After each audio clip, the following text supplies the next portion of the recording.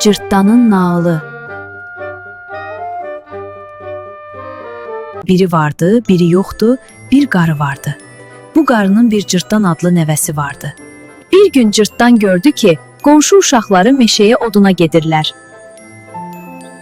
Gəlib nənəsinə dedi. Ay nənə, mənə də icazə ver, uşaqlarla gedim. Nənə icazə verdi. Nənə uşaqları çağırıb hərəsinə yağ yaxmacı verdi. Cırtdanı da onlara tapşırdı.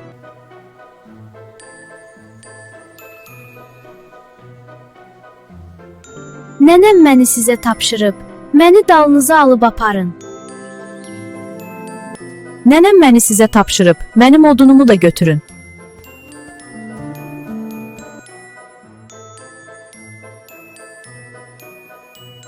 Onlar bir xeyli getdikdən sonra axşam oldu. Qaranlıq qovuşdu, yolu azdılar.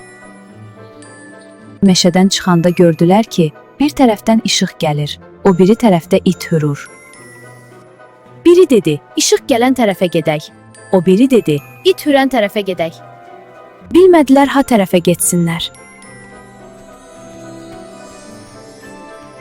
Cırtdan dedi, it hürən tərəfə getsək, it bizi qapar. İşıq gələn tərəfə gedək, bəlkə yolu tapa bildik. Uşaqlar işıq gələn tərəfə gedib bir divin evinə çıxdılar. Div onları görəndə sevinib öz-özünə dedi. Yaxşı oldu.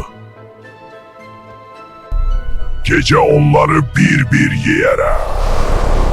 Uşaqlara biraz çörək yedirdib yatırdı. Buyurun uşaqlar. Gecədən biraz keçəndən sonra div uşaqların birini yemək istədi. Uşaqların yatıb yatmadığını bilmək üçün dedi. Kim yatıb, kim oyaq? Bu sözü eşidəndə Cırtdan tez başını qaldırıb dilləndi. Hamı yat, Cırtdan oyaq.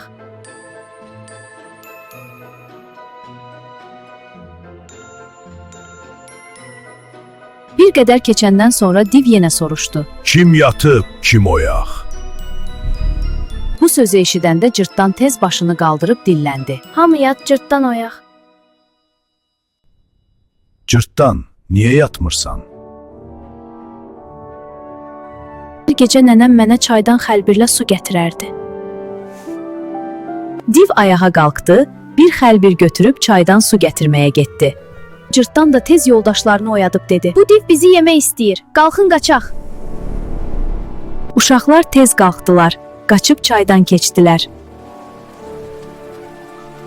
Nə qədər xəlbiri suya salıb qaldırsa da, gördü ki, xəlbirdə su qalmır. Cırtdan uşaqlarla birlikdə qaçıb kəndə çatır.